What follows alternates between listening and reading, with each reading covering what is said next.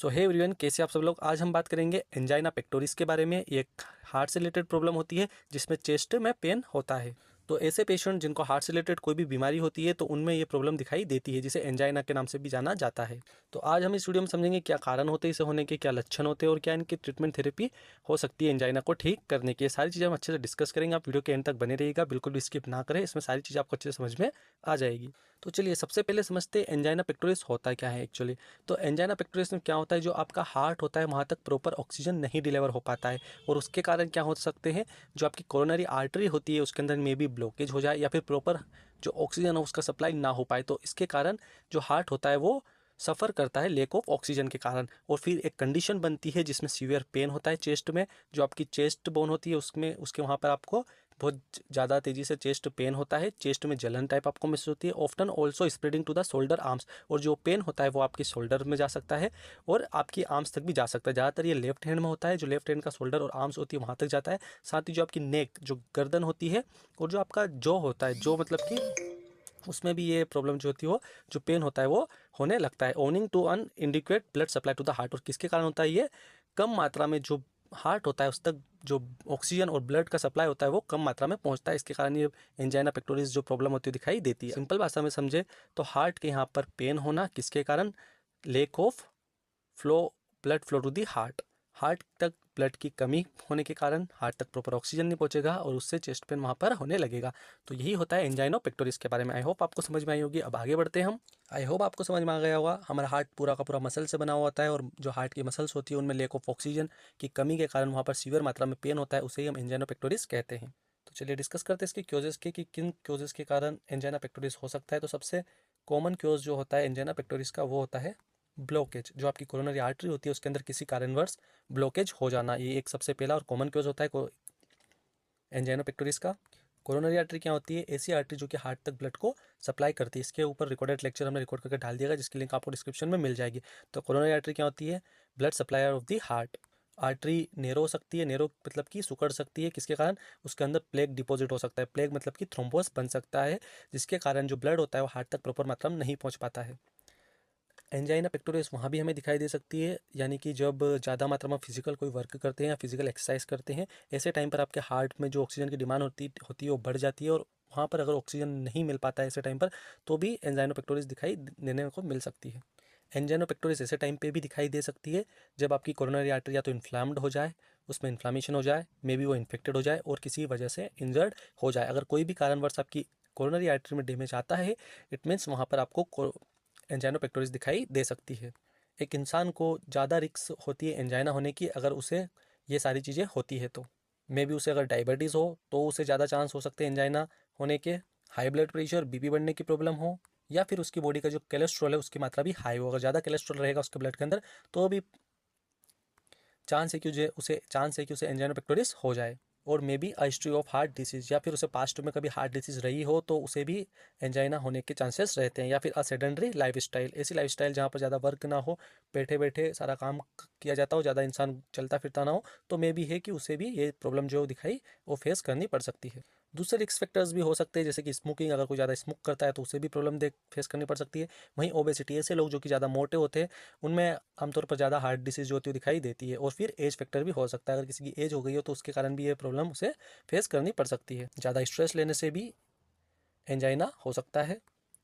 And angina is characterized by regular episodes of pain triggered by physical exercise और activity. ज़्यादा आप activity करते हैं और फिजिकल एक्सरसाइज करते हैं तो ऐसे टाइम पे आपको एपिसोड्स में पेन होता है। मतलब जब जब आप एक्टिविटी करेंगे, चलेंगे या फिर ऐसा काम करेंगे जिसमें आपकी सांसें फूलती है, तो ऐसे टाइम पर आपको ज़्यादा इसके एपिसोड जो होते हैं वो फील होंगे। अगर आप ज़्यादा स्मोकिंग करते हैं तो उस टाइम पे भी आपको ये चीज़ फील होगी उसी टाइम पर। ज़्यादा मात्रा में अगर आप खाना खाते हैं तो वहाँ पर भी आपको चेस्ट में टाइटनेस फील होने लगेगी ऐसे टाइम पे। या फिर एक्सट्रीम टेम्परेचर में। और ये क्यों होता है, क्योंकि जो आपकी आर्टरी होती है वो एक्यूमुलेटेड कर लेती है deposit, narrowing the pathway of the blood to move through. मतलब कि आर्टरी में ज़्यादा मात्रा में चीज़ एक्यूमुलेट हो जाती है, जिससे जो आर्टरी में ब्लड फ्लो की स्पेस होती है वो कम हो जाती है और ब्लड प्रॉपर मात्रा में हार्ट तक नहीं पहुंच पाता है। सेकेंड होता है अनस्टेबल एंजाइना। इसमें क्या होता है, इसका मतलब ये होता है कि सडनली आपको पेन होने लगेगा और आप नीचे बैठने के लिए ट्राई करेंगे। कभी भी किसी वक्त पे भी अचानक से आपको सीने के यहाँ पे दर्द होने लग जाएगा, उसे बोलते हैं अनस्टेबल एंजाइना।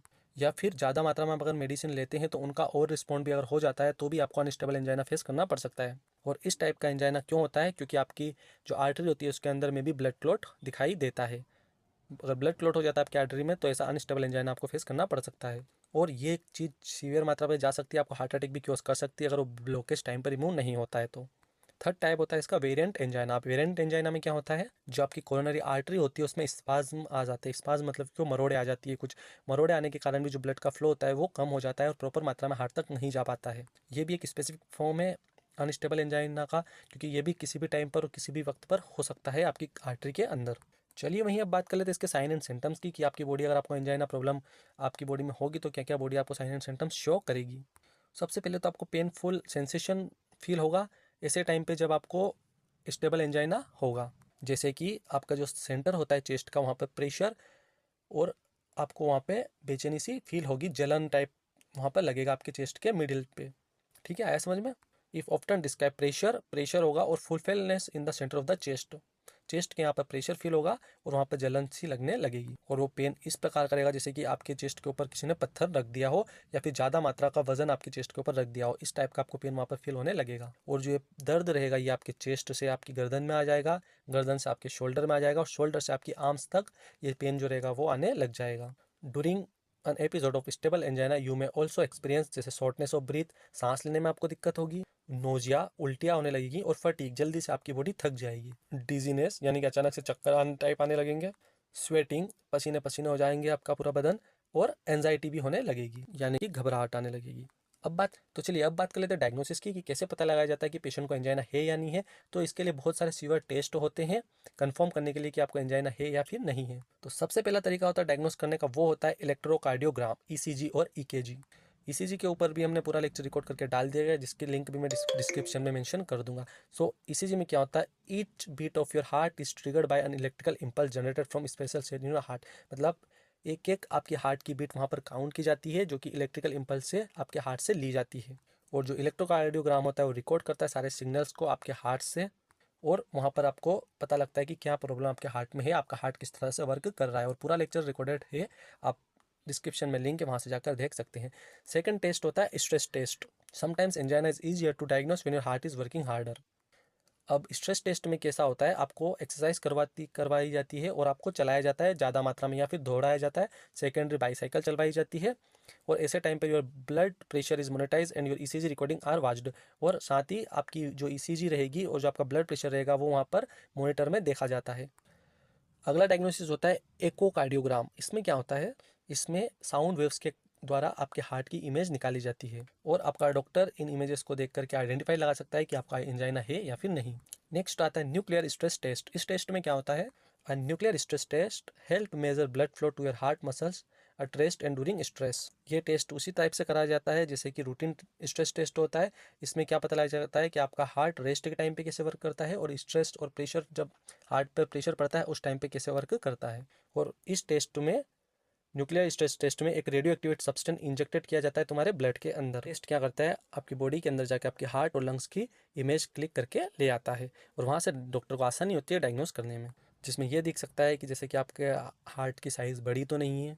नेक्स्ट टेस्ट आता है ब्लड टेस्ट। ये टेस्ट क्यों किया जाता है, क्योंकि ऐसे टाइम पे सर्टेन हार्ट एंजाइम्स जो होते हैं वो स्लोली लीक होते हैं आपके ब्लड के अंदर। अगर आपको हार्ट में कोई भी प्रकार का डैमेज या फिर हार्ट अटैक आने के चांसेस हो तो ब्लड के अंदर ऐसे एंजाइम्स जो होते हैं वो लीकेज होने लगते हैं। तो ब्लड सैंपल इसीलिए लिया जाता है ताकि ऐसे एंजाइम्स की प्रेजेंस है या नहीं है इस चीज़ का पता लगाया जा सके।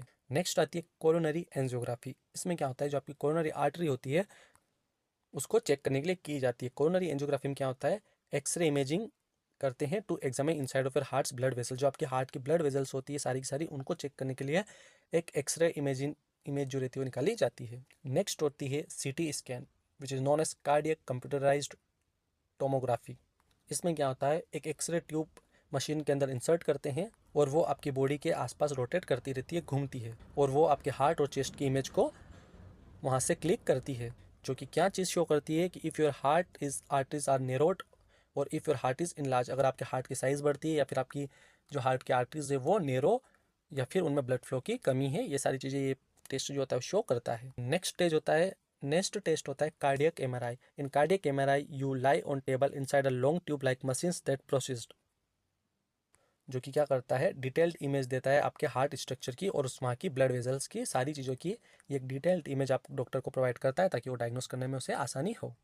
नेक्स्ट चलिए अब बात कर लेते हैं इसका ट्रीटमेंट की, कि अगर आपको एंजाइना है तो आप उसके कैसे ट्रीटमेंट कर सकते हैं, कैसे ट्रीट कर सकते हैं। तो जो सबसे पहला इसका ट्रीटमेंट होता है वो होता है आपकी लाइफ स्टाइल को चेंज करना। Don't help your angina. सबसे पहला ट्रीटमेंट तो वही रहेगा कि आपकी लाइफ स्टाइल में चेंजेस करिए जिससे कि हार्ट पर कम लोड पड़े। और दूसरा ट्रीटमेंट होता है मेडिकेशंस। कुछ इस टाइप्स की मेडिकेशन दी जाती है डॉक्टर के द्वारा एंजाइना को ट्रीट करने के लिए, जिसमें आती है नेट्रेट्स, एस्प्रिन, क्लॉट प्रिवेंटिंग ड्रग्स, ऐसी ड्रग्स जिनसे ब्लड क्लॉट ना हो, beta blockers, statins, calcium channel blockers, blood pressure lowering medications, ऐसी मेडिसिन जिससे ब्लड प्रेशर घटता हो, रेनोलोजिंग, मेडिकल